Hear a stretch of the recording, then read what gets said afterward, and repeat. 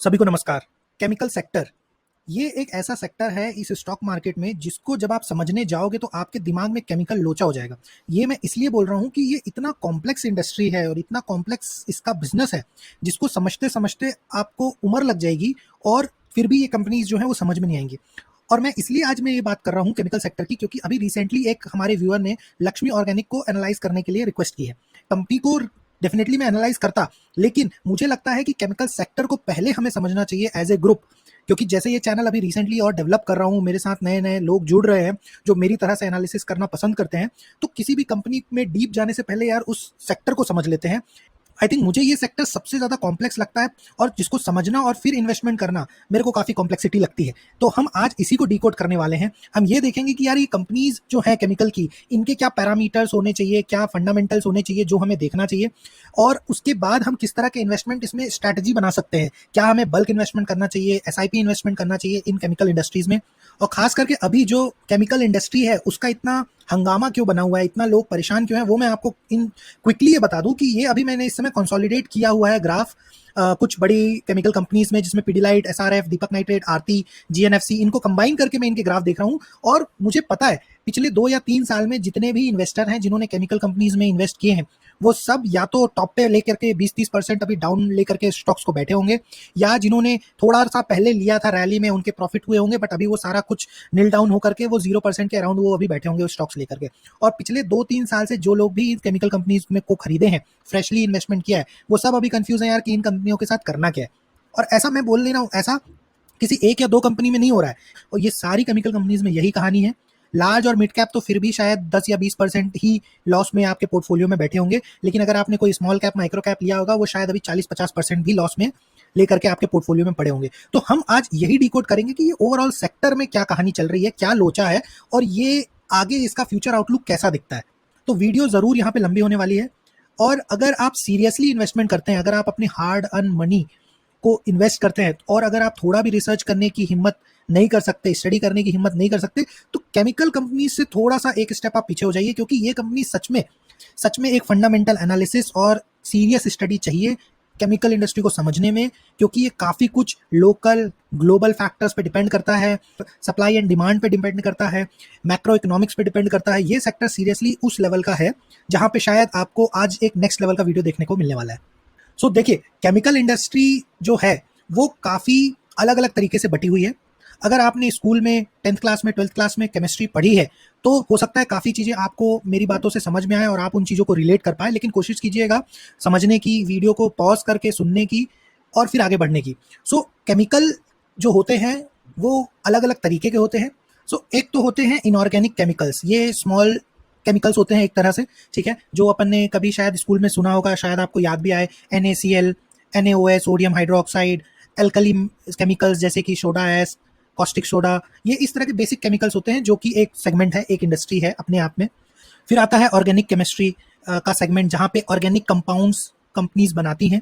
सो शायद आपने कभी, अगर आपको याद हो, स्कूल के टाइम पे आपने ये सुना होगा, ये बेंजीन से डिराइव्ड जितने भी केमिकल्स होते हैं, बेंजीन और उससे आगे जाकर के जो दूसरे अलग अलग तरह के बेंजीन के कंपाउंड्स बनते हैं। फिर आते हैं डेरिवेटिव्स, जहाँ पे होते हैं एग्रो पेस्टिसाइड या फर्टिलाइजर, जहाँ पे इन केमिकल को यूज करके ऐसे प्रोडक्ट्स बनाए जाते हैं जो कि नाम से समझ में आता है कि एग्रीकल्चर में यूज होते हैं।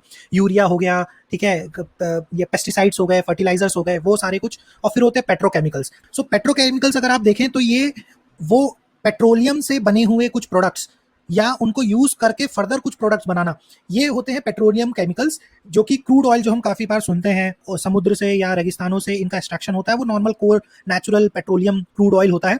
उस क्रूड ऑयल से बहुत सारे डेरिवेटिव्स बनते हैं, पेट्रोलियम प्रोडक्ट्स बनते हैं, जैसे कि LPG gas, wax, paraffins, diesel, gasoline, ठीक है, केरोसिन और फ्यूल्स, पेट्रोल्स, ठीक है, और पेंट इंडस्ट्री में भी यूज होता है। और भी ऐसे कई स्पेशल केमिकल्स होते हैं जो इन्हीं के पार्ट होते हैं, और वो फिर कंपनी उनको यूज करके, एक्सट्रैक्ट करके, या तो वो पेट्रोलियम या वो केमिकल बेचती है, या वो केमिकल से कुछ प्रोडक्ट बना के बेचती है। जहां पे आपको समझ में आएगा कि ये क्रूड ऑयल पे काफी कुछ डिपेंडेंट होता है, ये वाला सेक्टर, ठीक है, पेट्रोकेमिकल वाला सेक्टर। सो ये 4 मेजर ग्रुप्स हैं। अगर आप दूसरे रिसर्च आर्टिकल्स देखोगे या आप दूसरे वीडियोस को देखोगे तो हो सकता है डेफिनेशंस आपको थोड़े बहुत अलग मिले, बट रफली ये मेजर केमिकल के सेगमेंट्स हैं। अब ये सेगमेंट्स को हमें समझना इसलिए जरूरी है क्योंकि केमिकल सेक्टर अगर किसी तरह से परफॉर्म कर रहा है, उसका मतलब ये नहीं है कि ये चारों जो सब सेक्टर्स हैं ये सब अपने केमिकल सेक्टर की तरह परफॉर्म करेंगे, ऐसा नहीं होता। क्योंकि जो ये चारों सेगमेंट्स हैं इनका अपना जो रॉ मटेरियल है वो अलग है, इनकी जो प्रोसेसिंग है, इनसे जो फाइनल प्रोडक्ट बनता है वो अलग है, और फिर इनके जो कंज्यूमर हैं, जो यूज करने वाले लोग हैं वो अलग है। इस वजह से ये जो सब सेक्टर की मैं बात कर रहा हूँ, ये सारे सब सेक्टर अपनी अपनी तरह से परफॉर्म करते हैं और अलग अलग तरीके से रिएक्ट करते हैं। हमें ये समझना जरूरी होता है कि मैंने जिस केमिकल कंपनी में इन्वेस्ट किया है वो इन सेगमेंट में कौन से सेगमेंट में आती है। ठीक है, तो रफली जो आपने ये टॉप सेगमेंट समझ लिया, ये तो हो गया इन केमिकल के सब सेगमेंट्स। अब इसमें भी ऑर्गेनिक और इनऑर्गेनिक वाले सेगमेंट में दो तरह की कंपनीज आप देखोगे। एक कंपनी है जो बल्क बनाती है। बल्क मतलब वो कोई भी एक या दो केमिकल को पकड़ लेगी और लाखों करोड़ों टन्स में वो वॉल्यूम में वो केमिकल वो बनाएंगे और फिर वो उसको मार्केट में बेचेंगे। तो बहुत लीटरों में और टन्स में वो माल बनाते हैं, वो बल्क कंपनी कहलाती हैं। फिर होती है नीश कैटेगरी की कंपनीज, यानी कि वो नीश मतलब एक छोटा सा सेगमेंट या फिर एक छोटा सा पोर्शन। वो कंपनी कोई एक प्रोडक्ट को पकड़ लेगी या कोई एक या दो केमिकल को पकड़ के थोड़ी मात्रा में बनाएगी और अपने किसी एक क्लाइंट को पकड़ के वो स्पेशल केमिकल को वो बेचेगी। वो होती है नीश कैटेगरी की कंपनी। ठीक है, फिर आता है स्पेशलिटी केमिकल। स्पेशलिटी केमिकल्स उस तरह के केमिकल्स हैं जो कि बहुत असाधारण रूप से बनाए जाते हैं और असाधारण रूप से उनका इंडस्ट्री में इस्तेमाल होता है। ये काफी लो वॉल्यूम के प्रोडक्ट्स होते हैं, कम मात्राओं में बनाए जाते हैं और कम मात्राओं में बेचे जाते हैं। ये बल्क कंपनी से अलग तरह से रिएक्ट करेगी। अब जो भी केमिकल कंपनी आप खरीद रहे हो वो आपको ये पता होना चाहिए कि वो इन सेगमेंट में कहां बैठ रही है। क्या वो इनऑर्गेनिक कंपनी है, ऑर्गेनिक कंपनी है, एग्रोकेमिकल कंपनी है या पेट्रोकेमिकल कंपनी है, ये आपको समझ में आना चाहिए। फिर क्या वो बल्क बनाती है, नीश प्रोडक्ट बनाती है या स्पेशलिटी केमिकल बनाती है, ये आपको समझ में आना चाहिए। अगर आप पहले तो अपनी जो भी कंपनी केमिकल कंपनी को आपने खरीद के रखा है, पहले तो ये देख लो कि वो इस पूरे सेगमेंट में कहां बैठती है। सर, अगर आपको ये चीज नहीं पता है कि मैंने जो केमिकल कंपनी खरीदी है वो कहां बैठती है और किस सेगमेंट में फॉल करती है, आपके पास अंधा पैसा है, आपने अंधा आंख बंद करके पैसा लगा रखा है, आपको कुछ नहीं पता कि आगे क्या होने वाला है। इसीलिए जरूरी है सर कि इतना डिटेल में जाके आपको समझना पड़ता है, और ये मैं एफर्ट यहाँ पे इसलिए लगा रहा हूँ ताकि आप भी उसी तरह से सोच सकें और उस तरह की डिटेल एनालिसिस कर सकें। अब आगे बढ़ने से पहले हम ये समझ लेते हैं कि ये जो इंडिया की जो केमिकल इंडस्ट्री है, इनमें से कौन से पोर्शन में सबसे ज्यादा किस तरह के केमिकल बिकते हैं। बल्क केमिकल्स जो हैं वो इंडिया में 25% जो है वो मार्केट बल्क केमिकल का है। ठीक है, और फिर स्पेशलिटी केमिकल का 22% का मार्केट है। पेट्रोकेमिकल जो सुनने में लगता है यार पेट्रोलियम पेट्रोलियम, लेकिन उसका 19% ही मार्केट का साइज है। ठीक है, और फिर आता है फर्टिलाइजर, और आपका फर्टिलाइजर आता है जो कि 14% के करीब है। और फार्मास्यूटिकल, फार्मास्यूटिकल काफी कुछ ऑर्गेनिक कंपनीज जो है वो फार्मास्यूटिकल सेगमेंट में भी प्रोडक्ट बनाती हैं, वो 9% के करीब आपका मार्केट में पोटेंशियल रखता है। बायोटेक्नोलॉजी और एग्रोकेमिकल, ये आपका मेजर इंडस्ट्री का सेगमेंट है। केमिकल्स को जैसा मैंने बोला, सबसे एक बड़ा ग्रुप है पेट्रोकेमिकल्स का। ये पेट्रोकेमिकल के जो कंपनी का सेगमेंट है, इसमें आपको अलग अलग तरह के पेट्रोलियम और पेट्रोलियम से बनाए गए प्रोडक्ट्स बनाने वाली कंपनीज मिलेंगी। सिंथेटिक फाइबर कौन बनाता है? बॉम्बे डाइंग, पशुपति, गणेशा, डोनियर, ये बनाते हैं सिंथेटिक फाइबर्स। ठीक है, पॉलीमर, पॉलीमर यानी कि अलग अलग तरह के रबर्स या प्लास्टिक वाले प्रोडक्ट्स, उसमें है आपके Kalpana, Kabra, RBD, Supreme Petro, Jubilant Industries. ठीक है, सिंथेटिक रबर, सिंथेटिक रबर्स वो हैं जो कि डेफिनेटली आगे जाकर के इनका मेजर यूज होता है टायर्स बनाने में। ठीक है, उसमें से एक नामी कंपनी है एप्कोटेक्स और विकास इकोटेक। अब ये कंपनीज जो हैं ये पेट्रोलियम से पेट्रोलियम के एक्सट्रैक्शन में जो बाई प्रोडक्ट में निकलता है रबर, उस रबर से ये बनाते हैं टायर। अब आप बोलोगे यार कि केमिकल इंडस्ट्री बहुत अच्छा कर रही है, लेकिन मेरी एप्कोटेक्स में एग्जांपल की तरह ले रहा हूँ कि मान लीजिए केमिकल इंडस्ट्रीज काफी अच्छा कर रही हैं और आपका एप्कोटेक्स अच्छा नहीं कर रहा है, फिर आप बोलोगे यार मैंने केमिकल कंपनी खरीदी वो अच्छा नहीं कर रही है। वो फिर ना केमिकल इंडस्ट्री से वो प्रोडक्ट बाहर निकल गया है, अब वो टायर सेगमेंट में आ गया है। अब आपको ये समझना पड़ेगा कि ऑटोमोबाइल इंडस्ट्री और टायर इंडस्ट्री जिस रेट से परफॉर्म करेंगी, उस रेट से एप्कोटेक्स परफॉर्म करेगा, ना कि वो केमिकल कंपनीज की तरह परफॉर्म करेगा। सो ये चीज आपको समझनी पड़ती है कि वो क्या प्रोडक्ट बना रहे हैं आगे जाके। फिर synthetic detergent and intermediate, synthetic detergent category में आता है Indian Glycol, Tamil Nadu petro Products, Ultramarine, Bodal Chemical, Sunshield, Indian Oil Corporation Limited. अब ये उस तरह के डिटर्जेंट्स और इंटरमीडिएट्स बनाते हैं। फिर आता है performance plastic group of companies, जहां पे आपको मिलेगा Gujarat fluorochemicals, Bhansali engineering, Polyplex, साइरोलूशन, Ganesha Ecosphere, Hindustan organic chemicals, ये बनाते हैं परफॉर्मेंस प्लास्टिक टाइप के प्रोडक्ट्स। ठीक है, फिर उसके बाद आता है फाइबर इंटरमीडिएट्स, इसमें आएंगे Vardhman acrylics, Gujarat state fertilizers and chemical, Bhansali engineering polymers, ये बनाते हैं फाइबर और फाइबर से निकलने वाले दूसरे इंटरमीडिएट जिसमें होते हैं एक्रिलिक्स वगैरह। फिर है ओलिफिन्स, ओलिफिन्स में इंडियन ग्लाइकोल, जोसिल, ये वो उस तरह के अगेन जैसा कि मैंने बोला पेट्रोकेमिकल के ये बाई प्रोडक्ट्स हैं। एरोमेटिक्स, शायद आपको पता हो कि यहाँ पे कुछ ऐसे अरोमा वाले यानी कि परफ्यूम टाइप के कुछ केमिकल्स भी हैं जो कि एक्सट्रैक्शन, पेट्रोलियम के एक्सट्रैक्शन में निकलते हैं, जिनको ये कंपनी यूज करके अलग अलग तरह के प्रोडक्ट्स बनाती है। इसमें आ जाते हैं Tamil Nadu petro products, Atul limited, Gujarat Narmada valley fertilizers, Gujarat alkali, Deepak nitrate, Aarti industries. ये एरोमेटिक तो इनका बाई प्रोडक्ट है, बट देन यही एक तरह से अगर यहाँ पे अगर आप कोई पोटेंशियल कंपनी को खोजने की कोशिश करो तो शायद आपको कोई एरोमेटिक कंपनी मिल जाए जो कि परफ्यूम्स वगैरह में डील करती है। फिर आते हैं स्पेशलिटी केमिकल्स, जहाँ पे अगेन अतुल, सेया, पोशाक, विनती ऑर्गेनिक्स, ये आते हैं पेट्रोलियम केमिकल्स के सेगमेंट में फॉल करने वाली कंपनी। फिर नेक्स्ट सेगमेंट जो मैंने बोला था पेस्टिसाइड्स एंड एग्रोकेमिकल, ये तो नाम से समझ में आता है, जैसे कि हमने बात करी इंसेक्टिसाइड्स, फंजीसाइड्स, हर्बिसाइड्स, ये वो उस तरह के प्रोडक्ट्स बनाते हैं जो कि एग्रीकल्चर और उनके फार्मिंग वगैरह में यूज होता है। अब आप समझो कि यहाँ पे केमिकल, अगेन जैसा कि मैंने एग्जांपल लिया था अभी रबर का, सेम यहाँ पे इन कंपनी का परफॉर्मेंस केमिकल कंपनी और केमिकल इंडस्ट्री के परफॉर्मेंस पे ज्यादा डिपेंड नहीं करता। इनका परफॉर्मेंस ज्यादा डिपेंड करेगा एग्रीकल्चर सेगमेंट में और एग्रीकल्चर सेक्टर में। भले ही ये केमिकल सेक्टर की कंपनीज हैं, बट इनका सक्सेस एग्रीकल्चर के सक्सेस पे डिपेंड करता है। तो आपको यहाँ पे दोनों सेक्टर को एक साथ समझ के इसमें आगे बढ़ना पड़ेगा। इसमें आ जाती है आपकी insecticides India limited, excel corp care, Rallis India, UPL, ये सारे कुछ है। और पीआई इंडस्ट्री का भी एक काफी बड़ा नाम है। अब वो आपको यहाँ नाम क्यों नहीं दिख रहा? बिकॉज वो बनाते नहीं है, वो कॉन्ट्रैक्ट मैन्युफैक्चरिंग करवाते हैं। पीआई इंडस्ट्री अपना ज्यादा कुछ जो प्रोडक्ट्स हैं वो अपने किसी दूसरे पार्टनर से वो प्रोडक्ट्स बनाती हैं एंड देन फ्रंट एंड में मार्केटिंग और सेल्स करते हैं। ठीक है, सो वो पेस्टिसाइड्स एंड एग्रोकेमिकल के ग्रुप हो गए। फिर जैसे कि हमने बात करी कि इनऑर्गेनिक, ऑर्गेनिक और कुछ छोटे केमिकल्स जो कि एल्कली केमिकल्स ग्रुप हो गए। एल्कली में सोडा ऐश बनाने वाली कुछ कंपनीज हैं, टाटा केमिकल्स हो गया, जीएचसीएल हो गया, कॉस्टिक सोडा, फिर हो गया लिक्विड क्लोरीन। इनऑर्गेनिक केमिकल्स जो कि मैंने बात करी थी, कैल्शियम कार्बाइड, डीसीएम श्रीराम बनाता है, carbon black, Felix carbon, rain industry, titanium dioxide, calcium carbonate और फिर अदर इनऑर्गेनिक। सो अभी आपको यहाँ पे इन कंपनियों में, कंपनी तो आप समझ गए, बट फिर इन केमिकल्स को आपको ये समझना पड़ेगा कि इन केमिकल्स का इस्तेमाल कहाँ होता है और किस तरह की कंपनीज को किस तरह के बिजनेस मिलेंगे। ठीक है, सबसे बड़ा सेगमेंट है एक तरह से बोला जाए तो ऑर्गेनिक केमिकल्स का सेगमेंट। जैसा कि मैंने बताया था कि बेंजीन और उनके डेरिवेटिव्स एसिटिक एसिड बनाने वाली कंपनियों में है गुजरात नर्मदा वैली, लक्ष्मी ऑर्गेनिक बनाती है acetic acid, Jubilant Ingrevia, acetone Hindustan organic और दीपक नाइट्रेट बनाते हैं, phenol Hindustan organic Deepak nitrate बनाते हैं, अगेन मिथेनॉल दीपक फर्टिलाइजर्स बनाते हैं, formaldehyde Gujarat Narmada, maleic anhydride IG petrochemical Thirumalai, isobutyl benzene Vinati organics, ethyl acetate Gujarat and Jubilant life sciences. Speciality chemicals में फिर अतुल, सेया, पोशाक, अगेन वही विनती ऑर्गेनिक्स। फिर अमीन्स, अमीन्स में बालाजी अमीन्स और अल्काइल अमीन्स, ये वो कंपनीज हैं जो कि ऑर्गेनिक केमिकल्स बनाती हैं। ठीक है, अब हम आगे जाकर के फैक्टर देखेंगे कि ये ऑर्गेनिक भी बनाने वाली दो तरह की कंपनीज होंगी। ये बहुत सारी मात्रा में बनाएंगे यानी कि टन्स में बनाएंगे, और कुछ कंपनीज होंगी जो नीश में यानी कि स्मॉल क्वांटिटी में बनाएंगे। और फिर एक सेगमेंट और हो गया जो कि डाइज एंड पिगमेंट्स में आता है। ये वो कलरिंग एजेंट्स हो गए जो कई ऐसी इंडस्ट्रीज में यूज होता है कलरिंग करने के लिए। उसमें है डाई इंटरमीडिएट्स, ये बनाने वाली कंपनी है मेट्रो ग्लोबल, कीरी, बोडल। ठीक है, और डाई स्टफ्स जिसमें श्री पुष्कर और मेट्रो ग्लोबल लिमिटेड, ये मेजरली कुछ कंपनीज हैं जो मैंने अभी बात करी जो कि केमिकल इंडस्ट्रीज में फॉल करती हैं। कंपनीज तो देखिए यहाँ बहुत सारी हैं, ठीक है, लेकिन हम उन्हीं कंपनियों को हमको चुनना चाहिए जिसमें फंडामेंटल और जिनके टेक्निकल एनालिसिस काफी सपोर्टिव हों। सो जब भी आप कोई कंपनी यहाँ से पिक करते हो, आपको वापस से मेरा केजी क्लास का वीडियो देखना चाहिए और उसमें जो बताए गए हैं फंडामेंटल एनालिसिस के पैरामीटर्स, ठीक है, वो पैरामीटर्स जिन भी कंपनियों के अच्छे लगे उन कंपनियों में हम आगे बढ़ करके रिसर्च करके इन्वेस्टमेंट कर सकते हैं। अब हमने यहाँ तक तो ये समझ लिया कि ये केमिकल सेक्टर में किस तरह की सब सेक्टर्स हैं, किस तरह के सब केमिकल ग्रुप्स हैं, उस सब केमिकल ग्रुप्स में किन किन तरह की कंपनीज आती हैं वो हमने लिस्ट देख ली। क्योंकि देखिए बिजनेस जो होता है वो दो तरह का होता है मेजरली। B2C जो होता है मतलब बनाने वाली जो बिजनेस कंपनी है वो प्रोडक्ट बनाएगी और वो ऐसा प्रोडक्ट बनाती है जो एक कॉमन मैन डायरेक्टली खरीद लेता है। ठीक है, उसमें और कुछ प्रोडक्ट का मॉडिफिकेशन या प्रोडक्ट का असेंबलिंग ऐसा कुछ नहीं होता।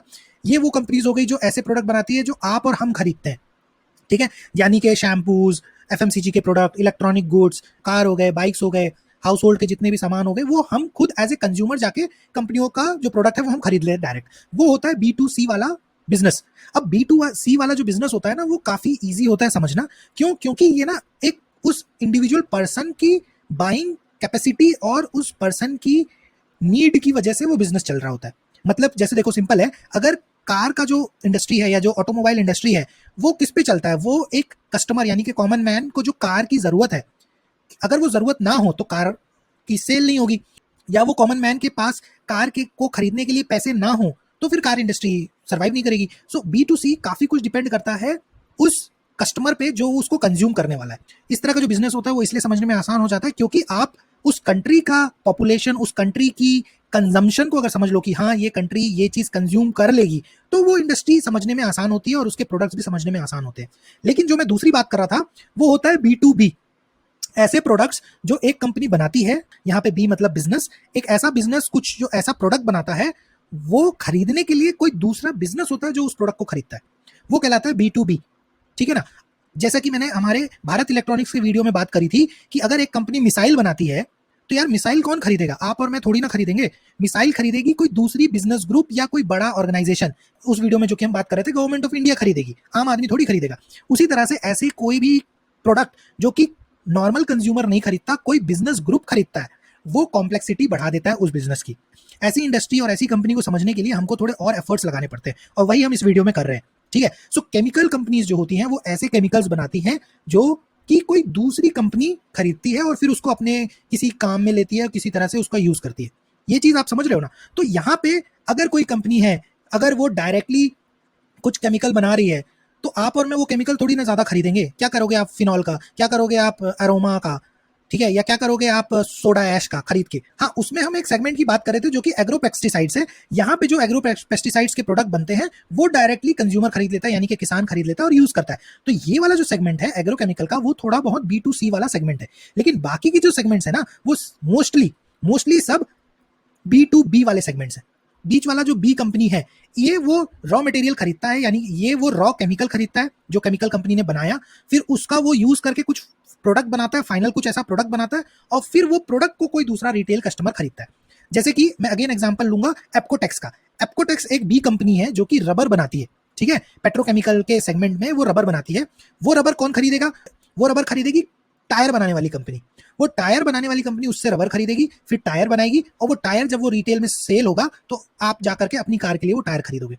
ऐसे कॉम्प्लेक्स बिजनेस में काफी कुछ डिपेंड करता है डिमांड एंड सप्लाई का और मैक्रो इकोनॉमिक्स का। इसीलिए केमिकल कंपनी को आपको समझने में इतनी मेहनत करनी पड़ती है। अब जैसे मैं एक दूसरा एग्जांपल भी लेकर के आपको बताता हूँ, पेंट्स। ठीक है? सो पेंट्स तो देखिए एक नॉर्मल कॉमन मैन लेता है और अपने उन पेंट्स को यूज करता है। इंडस्ट्री पेंट्स भी होते हैं, डोमेस्टिक पेंट्स भी होते हैं। तो डोमेस्टिक पेंट्स नॉर्मल जो कॉमन मैन होता है वो पेंट खरीदता है, और पेंट बनाने वाली company for example Asian paint, Berger paint, ठीक है, वो उन पेंट्स को बनाती है। लेकिन उस पेंट को बनाने के लिए उसके पीछे एक और बी कंपनी है, यानी कि एक और छोटा बिजनेस कंपनी है जो कि कुछ इस तरह के क्रूड ऑयल और क्रूड ऑयल के डेरिवेटिव्स बनाता है, जिसको यूज करके पेंट कंपनी पेंट बनाती है। जैसे कि किसी तरह के सॉल्वेंट्स हो गए, डाइंग हो गए, कलरिंग एजेंट्स हो गए, वो आप एशियन पेंट्स और बर्जर पेंट्स वो किसी ना किसी छोटी कोई केमिकल कंपनी से खरीदती होगी और फिर उसको वो बना करके पेंट रेडी करती है। सो यहाँ पे भी उस कंपनी का सक्सेस किस पे डिपेंड करता है? उस कंपनी का सक्सेस डिपेंड करता है कि पेंट का कंजम्पशन फ्रंट एंड मार्केट में कितना हो रहा है, तब ना वो पेंट की जो पूरी जो बिजनेस चेन है वो कंटिन्यू करेगी। यहाँ पे जो मैं एफर्ट्स लगाने की कोशिश कर रहा हूँ वो ये कि आप जिस भी केमिकल कंपनी में इन्वेस्टमेंट कर रहे हो, ठीक है, आपको ये समझना पड़ेगा कि वो मेरा कंपनी किस तरह का है, वो किन सेगमेंट में फॉल करता है और किस तरह का वो बिजनेस मॉडल उसका चल रहा है। सो अब हमने सब सेक्टर को तो समझ लिया, इनऑर्गेनिक, ऑर्गेनिक, एग्रोकेमिकल्स और पेट्रोकेमिकल्स, राइट। फिर मैंने बताया था कि कुछ कंपनीज होती है जो बल्क में बनाती है, नीश में बनाती है और स्पेशलिटी केमिकल्स बनाती है। अब इनको समझना जरूरी है। क्यों? क्योंकि ये जो कैटेगरी है इनका अपना ही एक कह सकते हैं बिजनेस साइकिल होता है या बिजनेस परफॉर्मेंस होता है। ये काफी कुछ मैटर करेगा आगे जाकर के स्टॉक के परफॉर्मेंस में। जो भी कंपनीज बल्क में प्रोडक्ट बनाती है, इनका इस तरह का बिजनेस होता है कि ये कभी अप साइकिल में चलते हैं और कभी डाउन साइकिल में चलते हैं। मतलब कि कभी इनमें बहुत हाई डिमांड आएगा तो बहुत ज्यादा माल बिकेगा, ठीक है, तो ज्यादा रेवेन्यू बनेगा, ज्यादा प्रॉफिट बनेगा, और कभी कभी इसका कंजम्पशन इतना लो हो जाएगा कि कंपनी जो है पूरी तरह से डाउन साइकिल में चली जाएंगी। तो ये फ्लक्चुएशन बहुत ज्यादा होता है बल्क बनाने वाली कंपनियों में। इसकी वजह से इनके मार्जिन में बहुत वोलेटिलिटी रहती है, यानी कि इनके मार्जिन कभी भी स्टेबल नहीं रह पाते, ऊपर नीचे होते रहते हैं। याद रखिए कि हमने बात करी थी कि एक फंडामेंटल एनालिसिस में ऑपरेटिंग प्रॉफिट मार्जिन एक बहुत इंपॉर्टेंट फंडामेंटल इंडिकेटर है, लेकिन यहाँ पे बल्क कंपनी के लिए वो मार्जिन वोलेटिलिटी बहुत कॉमन है, और हमको इस बात को हजम करके आगे बढ़ना पड़ेगा कि हाँ भाई बल्क कंपनियों में ये चीजें होती हैं। अब ऐसा क्यों? क्योंकि बल्क कंपनी, जैसा कि हमने बात किया, केमिकल कंपनी का अपना ही एक रॉ मटेरियल होता है जो वो कहीं ना कहीं से लेते हैं। मोस्टली ये अलग अलग तरह के रॉ केमिकल्स होते हैं, या जैसा कि बात करी हमने पेट्रोकेमिकल्स के, क्रूड ऑयल होते हैं, ठीक है। तो ये रॉ मटेरियल के प्राइसेस बहुत ज्यादा फ्लक्चुएट होते हैं, ऊपर नीचे होते हैं। इनके पीछे का अलग ही एक पूरा इकोनॉमिक्स है कि ये क्यों ऊपर नीचे होते हैं, बट वो पूरा ग्लोबल मार्केट की वजह से कभी प्राइस ऊपर हो गया, कभी प्राइस नीचे हो गया, तो रॉ मटेरियल के प्राइसेस ऊपर नीचे होते रहते हैं उसकी वजह से। लेकिन इनकी जो कॉन्ट्रैक्ट है, इनकी जो सेल डीड बनी हुई है, वो कंपनियों के साथ, जैसा कि हमने बात किया, B2B कंपनी होगी ये, बल्क में आप और मैं केमिकल नहीं खरीदेंगे, करेक्ट। तो ये B2B बिजनेस होगा। तो जो दूसरी कंपनी है जो इनसे वो रॉ बल्क केमिकल लेने वाली है, उनका एक लॉन्ग टर्म कॉन्ट्रैक्ट होता है, उनका एक प्राइस सेटिंग होता है कि हम इस प्राइस पे ही आपका इतना टन क्वांटिटी में माल लेंगे। तो जब भी रॉ मटेरियल के प्राइसेस ऊपर नीचे होते हैं, ठीक है, तो लेकिन जो इनके सेल की जो प्राइस होती है ये ऊपर नीचे नहीं हो पाती, ये मोस्टली फिक्स रहती है। तो ये जो अपना प्राइस है वो अपने बायर को ट्रांसफर नहीं कर पाते, ठीक है, क्योंकि ऑलरेडी एक कॉन्ट्रैक्ट बना हुआ है कि हम इतने टन इतने रुपीस पे लेंगे। सो इस वजह से जो इनको रॉ मटेरियल का प्राइस जब ऊपर जाता है, ठीक है, तो ये कंपनीज अपना प्राइस दूसरे को ट्रांसफर नहीं कर पाती और उनके मार्जिन हो जाते हैं श्रिंक। और जब भी रॉ मटेरियल के प्राइसेस कम होते हैं तो फिर जाकर के इनको ज्यादा मार्जिन मिल जाता है। इसीलिए ये कंपनीज कई बार क्या करती हैं कि जब इनके रॉ मटेरियल के प्राइसेस कम होते हैं तो ये बल्क बाइंग करके अपने इन्वेंट्री में रख लेती है, लेकिन फाइनल प्रोडक्शन तो वो उतनी करेगी जितना उनको कॉन्ट्रैक्ट मिला हुआ है, ठीक है। तो इस समय जब ऐसा होता है तब इनके मार्जिन में इंपैक्ट आता है, इनका जो रॉ मटेरियल कॉस्ट है वो बढ़ गया होता है उस क्वार्टर में, इस वजह से इनके फ्लक्चुएशंस होते हैं। लास्ट पीस बल्क कंपनीज के में एक जो बहुत इंपॉर्टेंट पैरामीटर है वो है इनकी साइकिल में हमेशा एक ऐसा टाइम आता है जब पीक मार्जिन होते हैं। यानी कि जैसा कि मैंने बोला, जब रॉ मटेरियल का प्राइस इनका कम है और जो ये बेच रहे हैं वो अच्छे मार्जिन पे बेच रहे हैं, तो इनके मार्जिन पीक कर जाएंगे, मतलब ये बहुत अच्छा मोटा मोटा ऑपरेटिंग प्रॉफिट मार्जिन बना रहे होंगे। और जब उनके मार्जिन बढ़ जाएंगे तो ऑटोमेटिकली उनका अर्निंग बढ़ जाएगी, उनकी अर्निंग भी एक टाइम पे पीक करने लगेगी, ठीक है।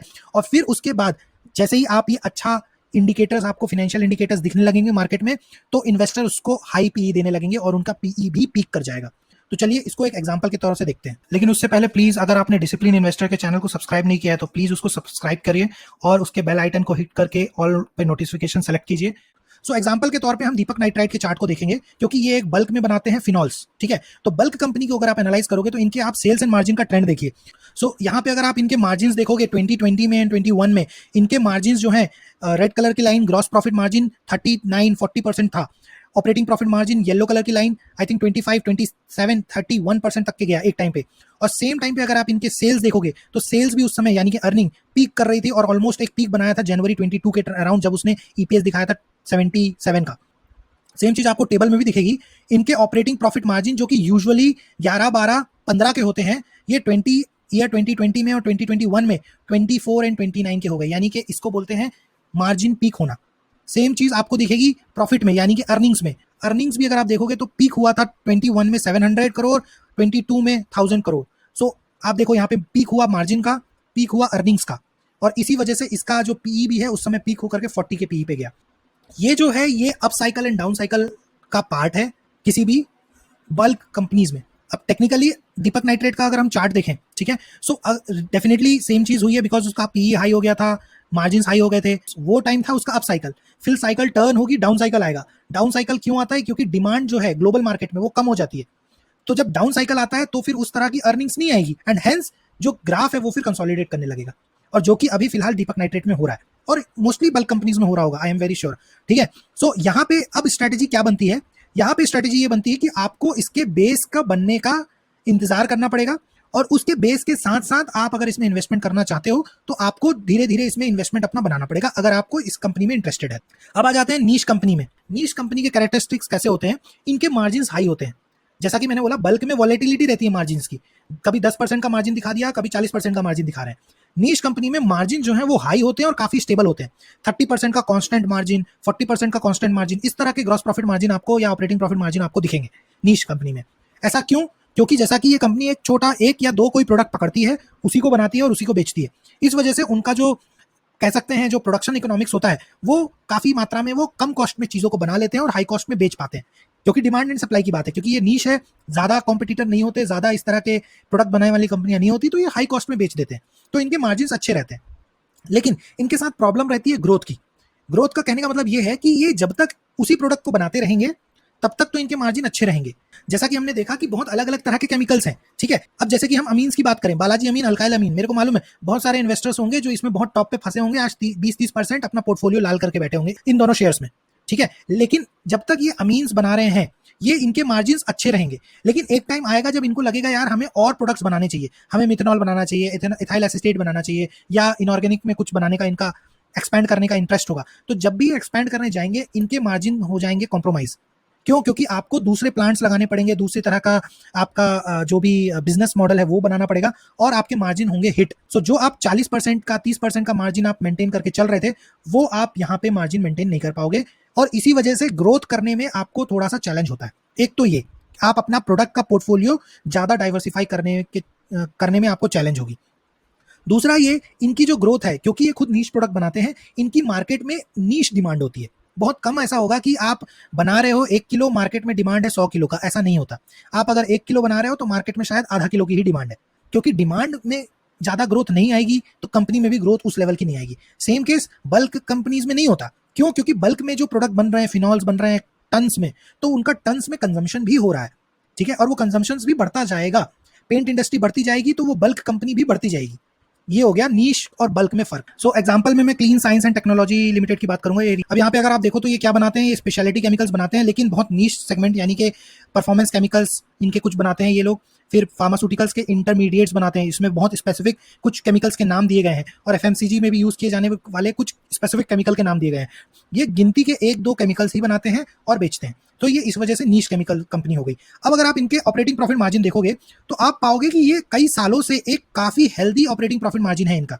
एज कंपेयर टू किसी भी केमिकल कंपनी, इनके ऑपरेटिंग प्रॉफिट मार्जिन अच्छे हैं, बल्कि बहुत अच्छे हैं। एक टाइम पे इन्होंने 50% का भी ऑपरेटिंग प्रॉफिट मार्जिन रिपोर्ट किया है। सो कहने का मतलब ये है कि जब तक वो ये जो केमिकल्स के नाम यहाँ लिखे हुए हैं, अगर जब तक वो यही केमिकल बनाते रहेंगे तो इनके मार्जिन अच्छे रहेंगे, कभी प्रॉब्लम नहीं आएगी।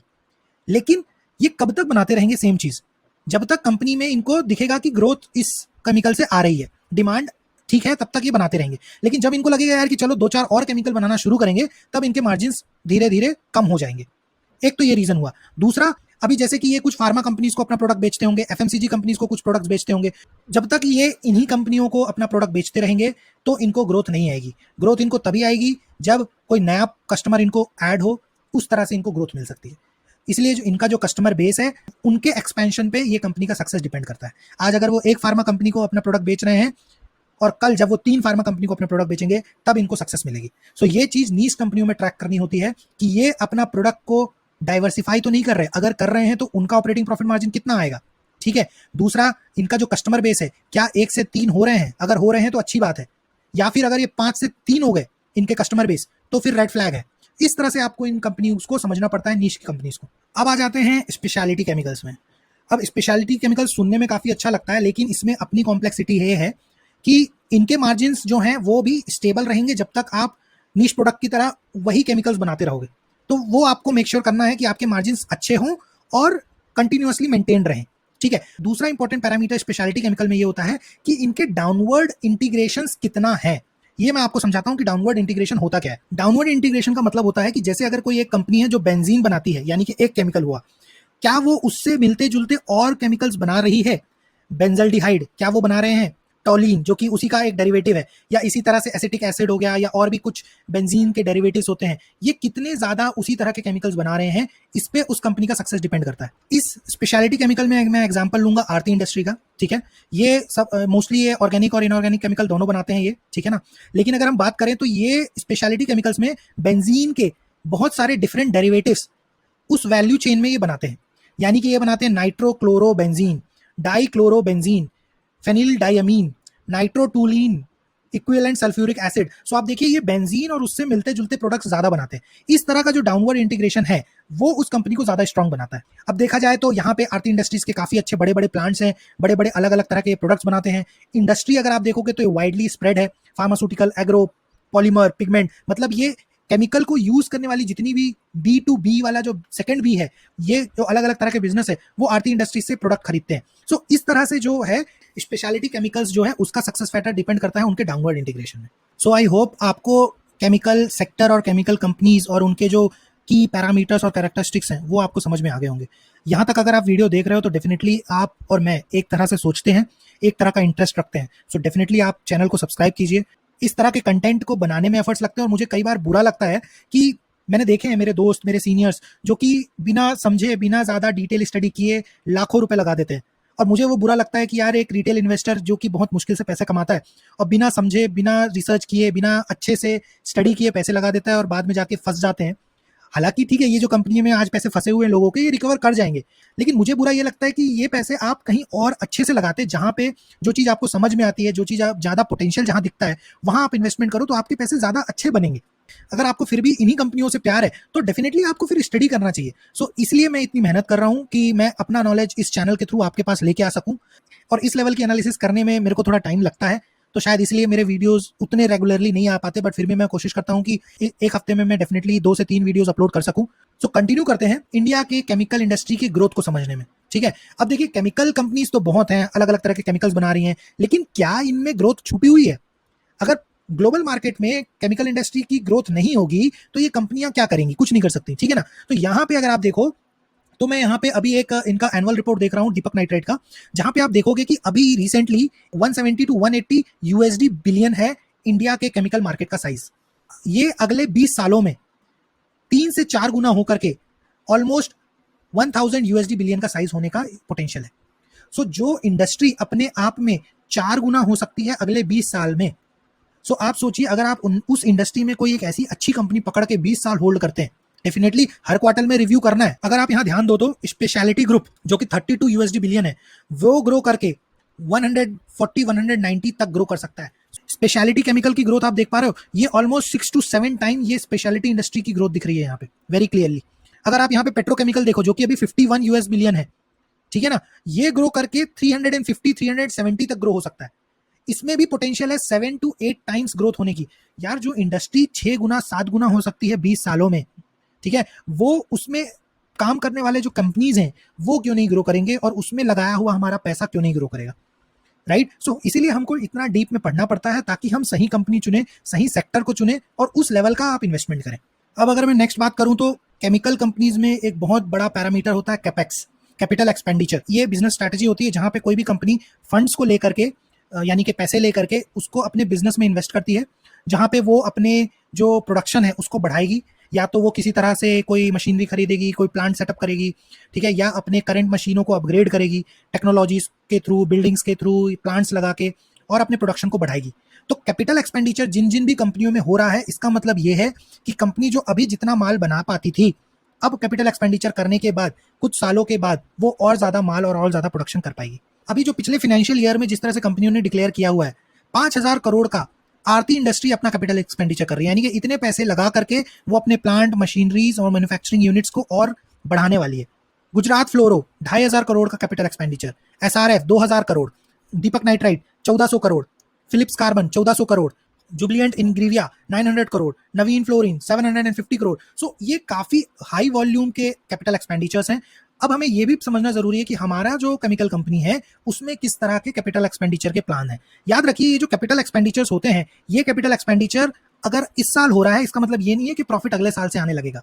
कैपिटल एक्सपेंडिचर होने के बाद 2-3 साल लगते हैं प्लांट को, मैन्युफैक्चरिंग यूनिट को सेटअप होने में, उसके बाद तीसरे चौथे साल से उसका रेवेन्यू आना शुरू होता है। तो इसलिए हमें ये जरूरी है समझना कि कब किया, कितना किया, और इसका फ्यूचर ग्रोथ और फ्यूचर पोटेंशियल कितना है। एशियन पेंट्स का कैपिटल एक्सपेंडिचर प्लान है, ठीक है, जिसमें वो 8,000 करोड़ के अराउंड ब्राउन फील्ड और ग्रीन फील्ड कैपेसिटी एक्सपेंशन करने वाले हैं। आप में से कोई जिनको पता है कि ब्राउन फील्ड और ग्रीन फील्ड एक्सपेंशन कैसे होते हैं, तो प्लीज ये होमवर्क की तरह कमेंट करके बताइए कि किस तरह का कैपेसिटी एक्सपेंशन होता है। आरती इंडस्ट्री, जैसे कि हमने ऑलरेडी बात करी, इन्होंने ऑलरेडी 5,000 करोड़ का कुछ प्लान कर रखा है, जिसको आगे जाकर के इनके एक्सपेंशन होंगे। गुजरात फ्लोरो का हमने बात करी। विनिति ऑर्गेनिक, ये अपने एटीबीएस, जो कि इनका one of the major chemical है, जो कि अभी ये 40,000 मेट्रिक टन बनाते हैं, उससे बढ़कर ये 60,000 मेट्रिक टन का प्रोडक्ट बनाने वाले हैं। तो इनका 300 करोड़ का कैपेसिटी एक्सपेंशन का प्लान है। क्लीन साइंस की हमने बात करी रिसेंटली, उनके पास भी एक कैपेसिटी एक्सपेंशन का प्लान है। और पीआई इंडस्ट्री डेफिनेटली, और फ्यूचर में इनका 500 to 800 का कैपेसिटी एक्सपेंशन का प्लान है। सो यहाँ पे हमें देखना पड़ता है कि मेरी कंपनी जो मैंने सेलेक्ट की है, उनका किस तरह से कैपेसिटी एक्सपेंशन का प्लान चल रहा है। ये केमिकल इंडस्ट्री में काफी इंपॉर्टेंट हो जाता है। सो अभी हमने काफी हद तक के केमिकल इंडस्ट्री को समझ लिया, किस तरह से इस कंपनियों में कैटेगरीज हैं, किस तरह से इनकी ग्रोथ दिख रही है फ्यूचर में, और किस तरह की कंपनीज इन केमिकल सेक्टर में होती हैं। अब हम देख लेते हैं कंपनीज और उनके शेयर्स को, थोड़ा सा स्टडी कर लेते हैं। सो अगर आप स्क्रीनर में सारी कंपनीज को एक साथ देखोगे तो डेफिनेटली वो सब ग्रुप में एक साथ दिखा रहा है सारी कंपनीज को, बट हमें ये समझना होगा कि हम जिस केमिकल कंपनी को पिक किए हैं वो किस कैटेगरी में फॉल करती है। जो हमने बात करी थी, पेट्रोकेमिकल, एग्रोकेमिकल और ऑर्गेनिक इनऑर्गेनिक, बल्क है, नीश है या स्पेशलिटी प्रोडक्ट है, उसके अकॉर्डिंगली उसके पैरामीटर्स होने चाहिए, ठीक है ना। सो जो कि हमारे बेसिक फंडामेंटल इंडिकेटर्स होते हैं पीई। सो डेफिनेटली जो हाई पीईज हैं, अभी इस समय काफ़ी आपको केमिकल कंपनीज के पीई हाई दिखेंगे, क्योंकि मैंने बात करी थी पीक मार्जिन, पीक अर्निंग और पीक पीई की। ठीक है, सो इस समय आपको केमिकल सेक्टर में सबके पीई काफ़ी हाई रेंज में दिखेंगे, बहुत कम ही कोई होंगे जो शायद लो पीई पे चल रहे होंगे। Point number 1। पॉइंट नंबर 2 मैंने बात करी थी ऑपरेटिंग प्रॉफिट मार्जिन की, तो आपको देखना पड़ेगा ऑपरेटिंग प्रॉफिट मार्जिन कि ये किस सब सेक्टर में है। ठीक है, ऑर्गेनिक है, इनऑर्गेनिक, स्पेशलिटी केमिकल है तो उसका ऑपरेटिंग प्रॉफिट मार्जिन हाई होना चाहिए, बल्क है तो उसका ऑपरेटिंग प्रॉफिट कम चलेगा, फ्लक्चुएशंस चलेंगे। ठीक है, लेकिन फिर बल्क में आपके कैपेक्स के प्लान अच्छे होने चाहिए। ठीक है, अगर नीश का प्रोडक्ट है तो डेफिनेटली वो किस तरह के नीश प्रोडक्ट्स बना रहा है, ठीक है, और उनके ऑपरेटिंग प्रॉफिट मार्जिन भी स्ट्रांग दिखने चाहिए। अगर वो स्पेशलिटी केमिकल है तो उनके जो प्रोडक्ट लाइन है, उनका जो प्रोडक्ट पोर्टफोलियो है, उसमें उनके डाउनवर्ड इंटीग्रेशन है या नहीं, ये आपको देखना पड़ेगा। फिर आपको डेफिनेटली जो बेसिक पैरामीटर्स है, प्रमोटर होल्डिंग्स, ठीक है, वो जरूरी है। उसके बेसिस पे ही हम जजमेंट लेंगे कि हमें कौन से केमिकल कंपनीज में आगे बढ़ना चाहिए।